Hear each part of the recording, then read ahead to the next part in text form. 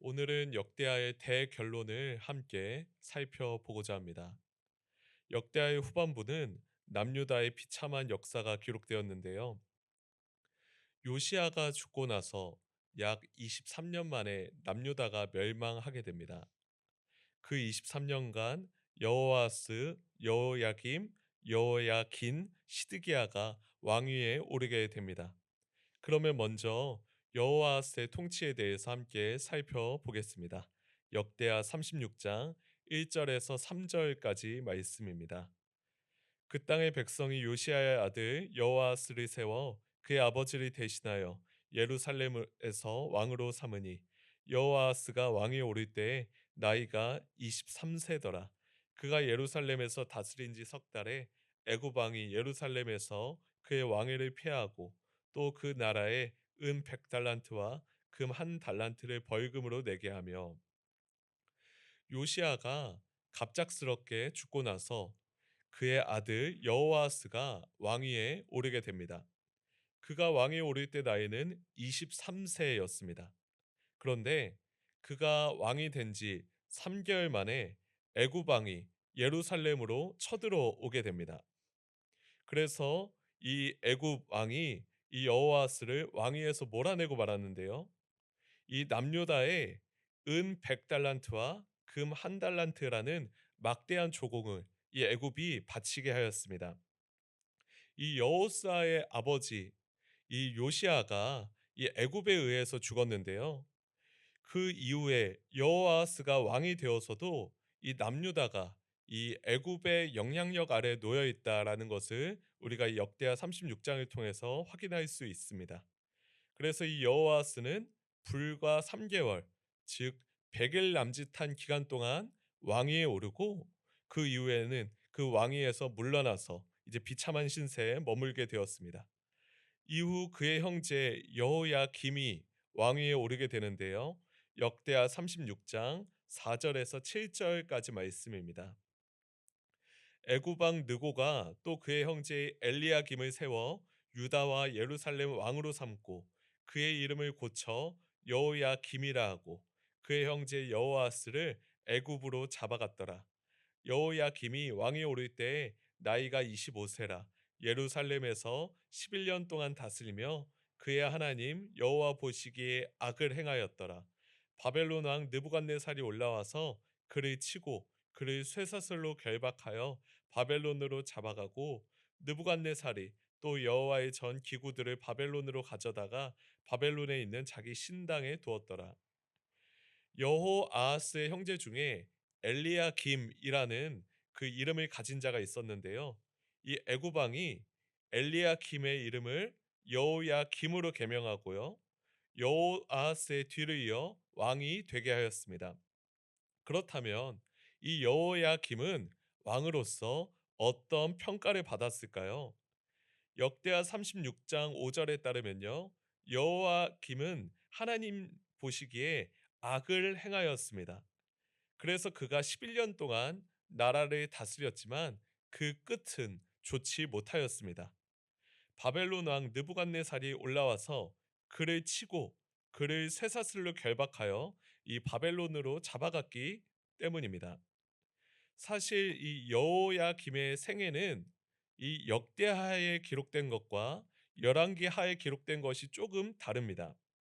지금 역대하에서는 이 여호야김이 바벨론에 끌려간 것처럼 기록되어 있지만 열왕기하에서는 이 여호야김이 바벨론에 끌려가지 않고 이 예루살렘에서 죽은 것처럼 기록되어 있기 때문입니다.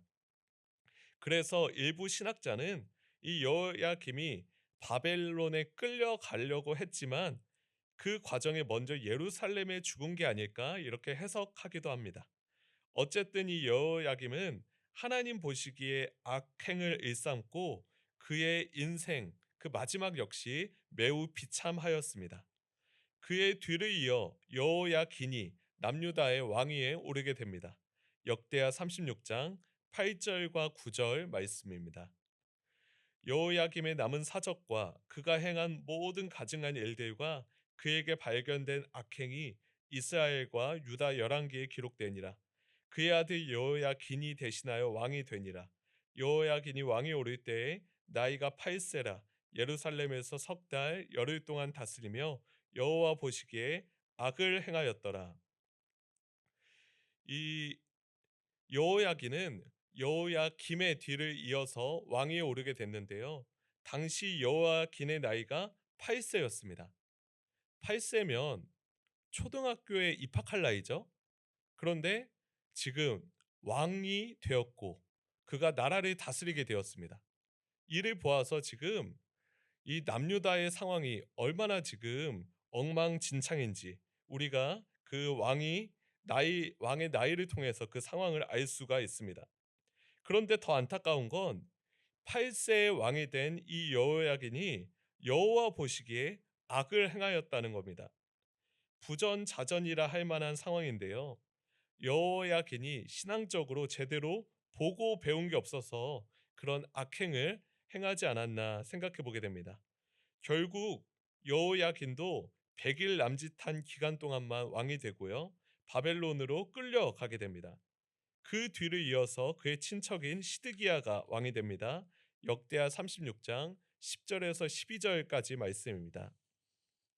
그 해에 느부갓네살 왕이 사람을 보내어 여호야긴을 바벨론으로 잡아가고 여호와의 전에 귀한 그릇들도 함께 가져가고 그의 숙부 시드기야를 세워 유다와 예루살렘 왕으로 삼았더라. 시드기야가 왕에 오를 때의 나이가 21세라. 예루살렘에서 11년 동안 다스리며 그의 하나님 여호와 보시기에 악을 행하고 선지자 예레미야가 여호와의 말씀으로 일러도 그 앞에서 겸손하지 아니하였으며 시드기야가 왕위에 오를 때 나이는 21세였습니다. 여호야긴이 8세의 왕이 되었으니까 아무래도 21세의 왕이 되었으면 나라 입장에서는 더욱더 안정적이다라고 할 수 있죠. 그러나 역대하 36장 12절에 따르면 시드기야는 여호와 하나님 보시기에 악을 행하고 선지자 예레미야가 아무리 하나님의 말씀을 전하여도 겸손하게 반응하지 않았습니다. 그런데 당시 시드기야만 이렇게 악한 게 아니라요. 모든 지도층과 백성까지도 악한 삶을 살아갔습니다. 하나님의 입장에서는 어떻게든 남유다를 갱신하고 회복하여 그들이 하나님의 백성답게 살았으면 좋겠다라는 그런 마음을 가지고 있었는데 도저히 그게 안 되니까 결국에는 하나님께서 남유다를 포기하시기에 이르게 됩니다. 하나님께서는 바벨론의 느부갓네살을 통해 남유다를 참혹하게 심판하십니다. 역대하 36장 17절과 18절 말씀입니다. 하나님이 갈대아 왕의 손에 그들을 다 넘기심에 그가 와서 그들의 성전에서 칼로 청년들을 죽이며 청년 남녀와 노인과 병약한 사람을 긍휼히 여기지 아니하였으며 또 하나님의 전에 대소 그릇들과 여호와의 전에 보물과 왕과 방백들의 보물을 다 바벨론으로 가져가고 역대하 36장 17절에 갈대아 왕은 바벨론의 느부갓네살을 가리키는데요. 하나님께서 남유다를 그의 손에 넘기셔서 결국 이 예루살렘 성전에 이제 피바람이 불게 됩니다. 남녀 노소 가리지 않고 대학살이 일어나고요. 또한 성전에 있던 값비싼 기물 역시 바벨론에 빼앗기게 됩니다. 이 대학살에 살아남은 사람들은 바벨론에 끌려갔고 바벨론 이후 바사 즉 페르시아가 들어설 때까지 그곳에서 종노릇 하게 됩니다. 이렇게 남유다 예루살렘 토지가 황폐화되고 땅의 안식년을 누려 70년을 지냈는데요.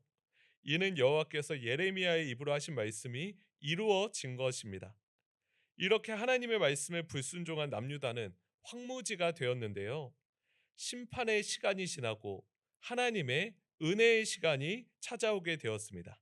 역대하 36장 22절과 23절 말씀입니다.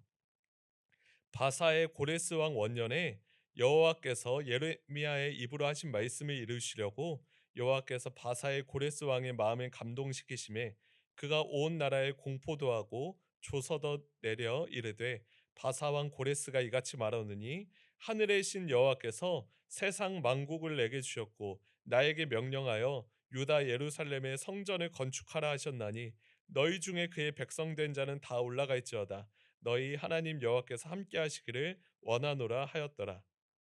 이 역대하의 마지막 부분에는 바벨론 시기를 지나 바사 즉 페르시아의 고레스가 등장합니다. 이 세계사에서는 이 고레스를 키루스라고도 하는데요. 이 특이하게도 여호와 하나님께서 이 고레스의 마음을 감동시키셨습니다.